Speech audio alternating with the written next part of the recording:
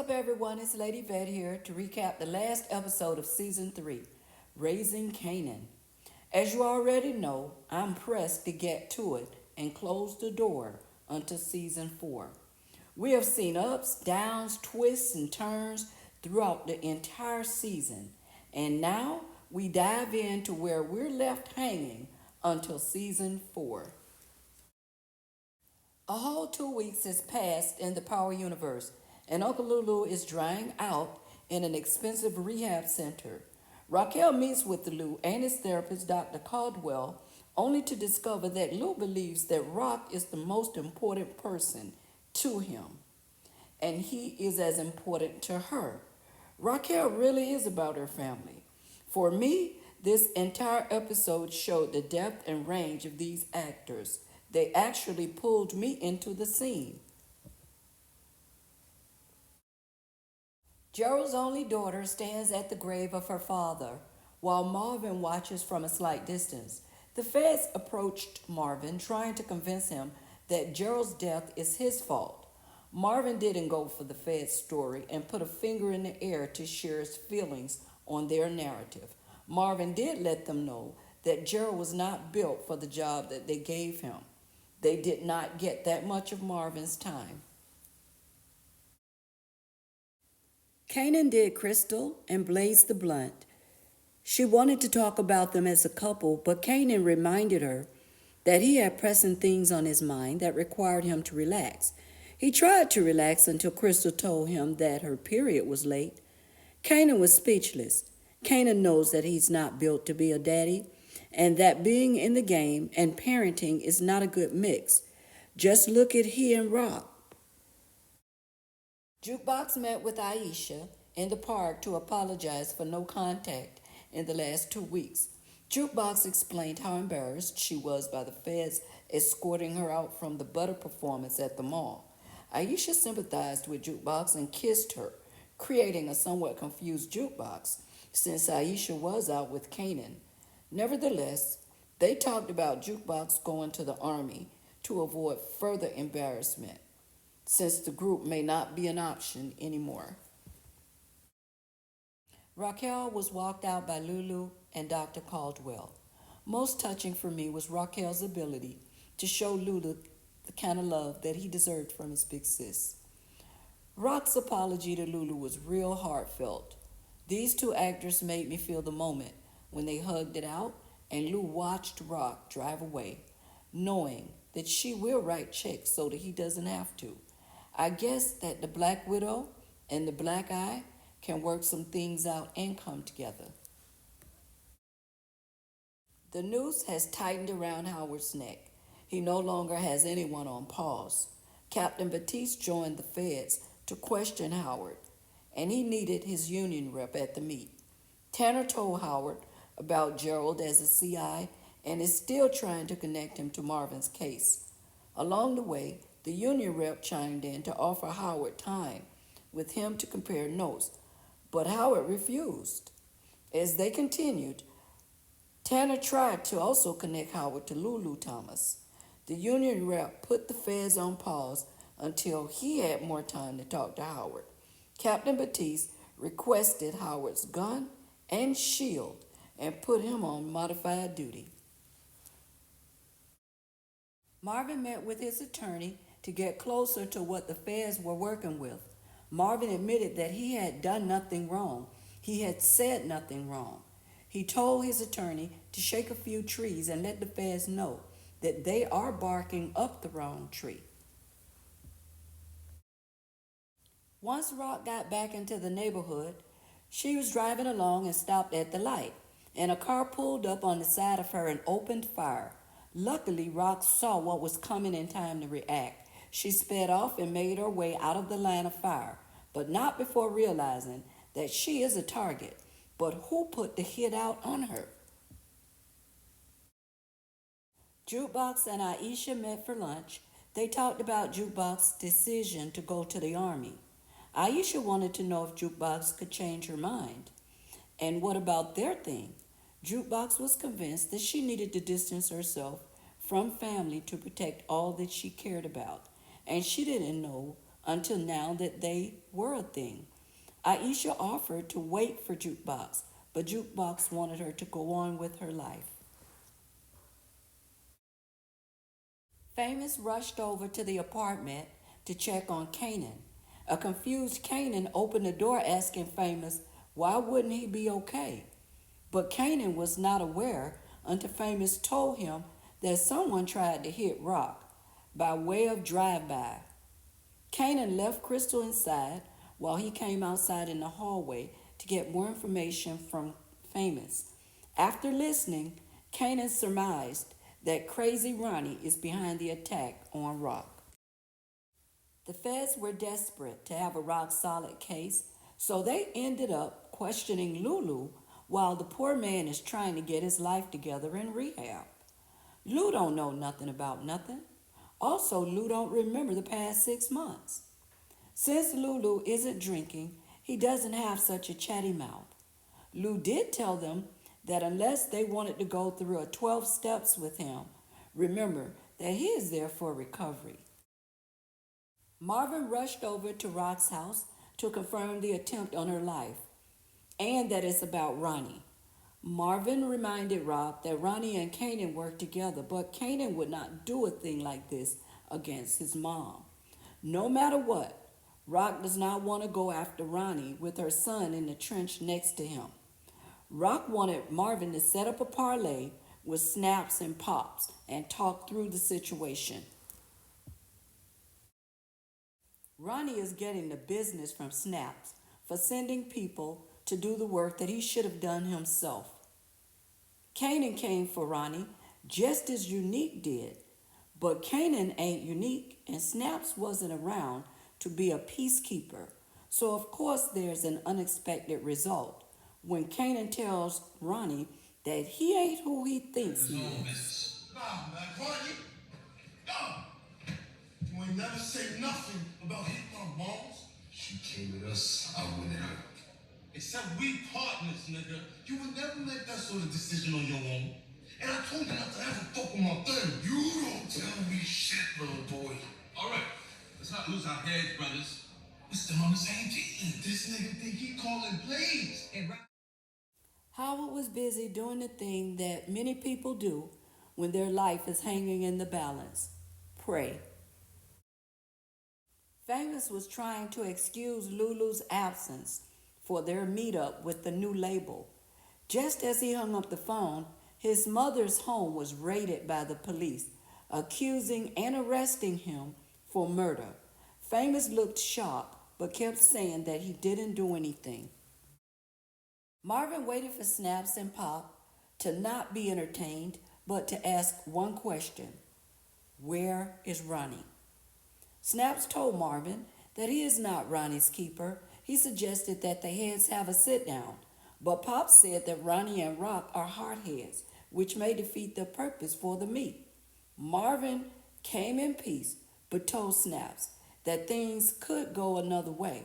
Snaps didn't flinch. Raquel was doing a little gun cleaning around the house when her doorbell rang. Howard's got nothing to lose, and so he's coming through the front door now. Howard's nerves are bad when he tells Rock that they're coming for us. Rock wanted to know if they're coming for us or coming for you. Howard tried to convince Rock that they're more than family, that they're co-conspirators. While Rock is focused on cleaning weapons, Howard again says that Marvin must take the fall. Again, Rock isn't feeling that. Don't know if Howard is aware that he's digging his own grave. Jukebox and Kanan seemed to be getting along as they walked and talked about Jukebox leaving Southside for the Army. Kanan said that he would never leave Southside, but he reached out to her to tell her that he had nothing to do with the attempt on Rock's life, and he admitted that Ronnie is too crazy for him. He's leaving him alone. Meanwhile, a van pulls up and grabs Kanan, throwing him inside while Jukebox is held at bay by gun. Kanan repeatedly said that he knows that Ronnie is behind this as the men were taking him. All the while, Jukebox stood still until they left. Then she ran to get help. Famous's mother went with him in the interrogation room. After all, she was the one who found the gun in Famous's room and turned it in to the police. Famous was so upset, no doubt. Famous lied and told them that he bought the gun off some guy off the streets, never used it, but had it to protect himself. But the ballistics traced back to Freddie. Famous and his mother asked for a lawyer. Rock's lips were glued tight as Howard continues about Brother Marvin. Howard tried to convince Rock that everything he's done was for her and the boy, Kanan. Howard continues to tell Rock that she and Kanan is the worst thing that happened to him. Almost out of breath, Jukebox and Marvin rushed in to tell Rock what had happened with Kanan. Lulu's therapy session is ongoing, and so they talked about clarity and what that looks like for Lou. Lulu told Dr. Caldwell that the FBI visiting him reminded him that he's not going to be any more than he has been, and who he has been is who he always gonna be. Marvin and Jukebox wasn't sure that they could talk with the police there, but Rock told them that he ain't nobody and he ain't the police no more. Jukebox told them that it was Ronnie, and Kanan said so when they were kidnapping him. Howard said that Kanan is alive because Ronnie wants something from Rock.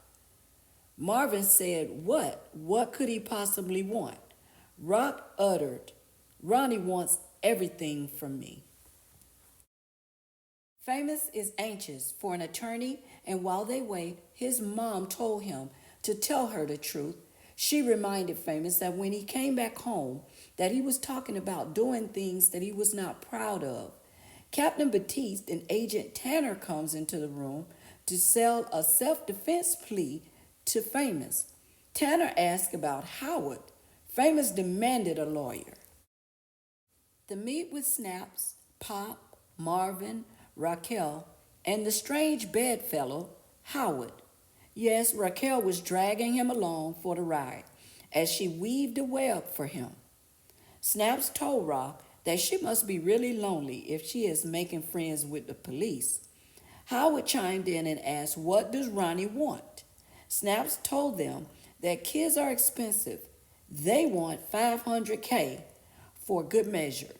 As they left, Rock told Marvin that she's got an idea where she can get the money, but they weren't taking Howard.